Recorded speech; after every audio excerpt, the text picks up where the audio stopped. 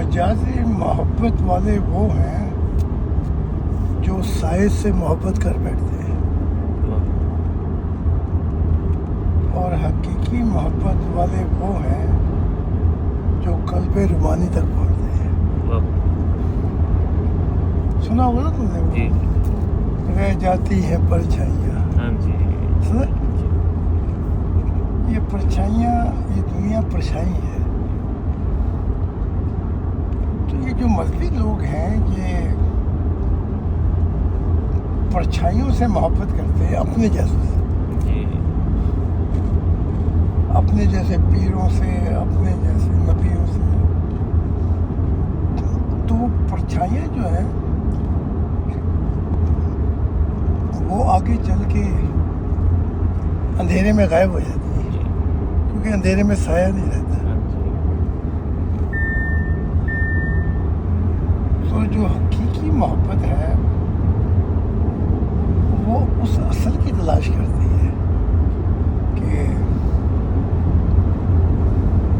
وہ مل جائے تو پھر کوئی بات نہیں۔ تو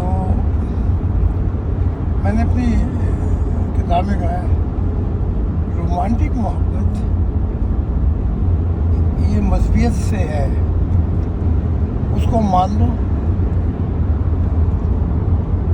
لیکن اس کے ہونا نہیں ہے، ہم نے ہونا اپنے جیسے لوگوں کے ساتھ ہے۔ اور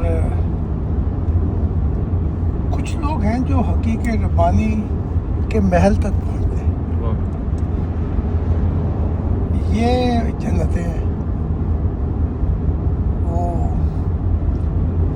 اس جنتوں کی آنکھ مچولیوں میں، اس کے حسن میں، اس کی دلکشی میں گم ہو جاتے ہیں، کیونکہ یہ ایسا محل ہے جو باہر سے بہت حسین ہے، یہ جنتیں اندر سے اور بھی حسین ہے،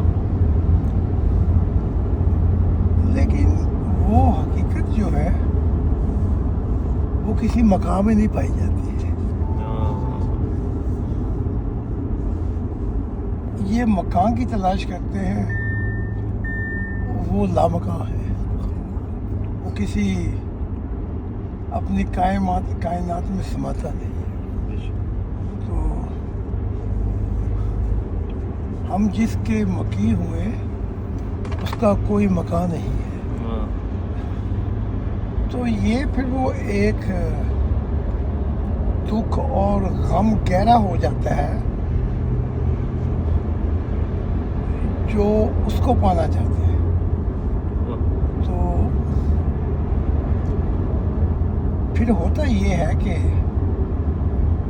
عشق بھی پیچھے رہ جاتا ہے، محب بھی پیچھے رہ جاتا ہے، بس ایک محبوب رہ جاتا ہے جسے ہم بے لفظ کہتے ہیں۔ اب وہ بھی دیکھ رہا ہے کہ اس کا سفر کہاں پہ جا کے رکے گا، کیونکہ وہ اعلیٰ سے اعلیٰ ماحول جنتیں ہیں، اعلیٰ سے اعلیٰ ہستی ہے، اعلیٰ سے اعلیٰ۔ تو جب وہ دیکھتا ہے کہ یہ جنتوں کے دلکش مناظر، اس کے حسن ہر مکان سے نکل گیا، تو پھر ایسے بندے پہ تنہائی چھا جاتی ہے، اکیلا پن ہو جاتا ہے، پھر وہ کوئی آواز سنائی نہیں دیتی۔ جیسے جنگلوں میں آپ شہر میں رہیں تو شہر کی وہ جو وہ آوازیں وہ رہتی ہیں، پھر آپ جنگل میں کہیں دور جا کے بسیں تو پھر وہ مسنگ ہوتی ہے۔ لیکن وہ شخص جیسے خدا نے کہا کہ جنگلوں میں انتظار کر میرا، پھر وہ ایسا شخص جنگلوں میں اور دور نکل جاتا ہے، پھر سامنے پہاڑ آ جاتے ہیں، وہ پہاڑ پہ جو چڑھتا جاتا ہے اس کی بینائی کمزور ہوتی جاتی ہے. بادل چھا جاتے ہیں, دکھائی کچھ نہیں دیتا, ٹھنڈ سے فریز ہو جاتا ہے. یعنی کہ محبت بھی فریز ہو جاتی ہے. اس کا کوئی, جب وہ ایسے حالات مقامات میں آتا ہے تو اس کی محبت پہ ایک موت وارد ہوتی ہے. تو وہ جب موت وارد ہوتی ہے تو نہ دکھائی دیتا ہے نہ سنائی دیتا ہے, بلکہ وہ یوں کسی نے کہا کہ اب یہاں کوئی نہیں آئے گا, دل تنہا تنہائی میں ڈل جائے گا. یہ ہنسی چاند ہے یا دیدہ حیراں کوئی, یہ میرا دل ہے یا وحشت ویراں کوئی.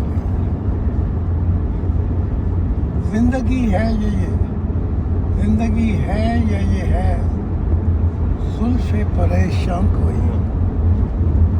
کون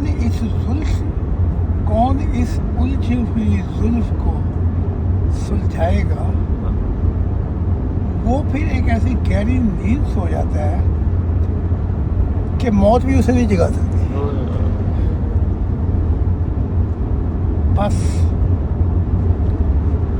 وہیں پہ وہ ملتا ہے. اب یہ تیری محبت پہ ہے کہ کتنی آگ ہے, کتنی بامل بوڑ ہیں. کبھی چند سیکنڈوں میں ملتا ہے, کبھی کچھ لمحات میں ملتا ہے, اور جاتے ہوئے ایک نیا غم دے جاتا ہے کہ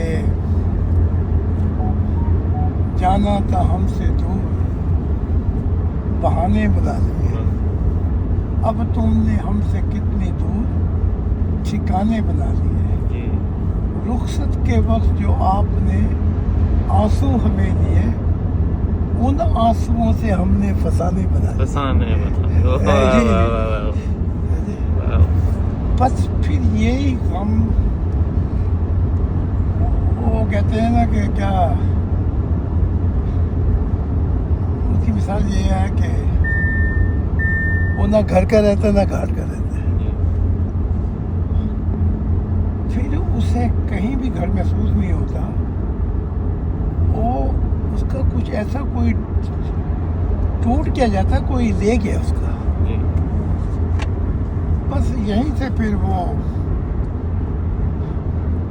خدا کے دیدار کی جھلکیں پڑتی ہیں اس پہ, اور نہ وہ پیچھے کا رہتا ہے نہ وہ آگے کا رہتا ہے.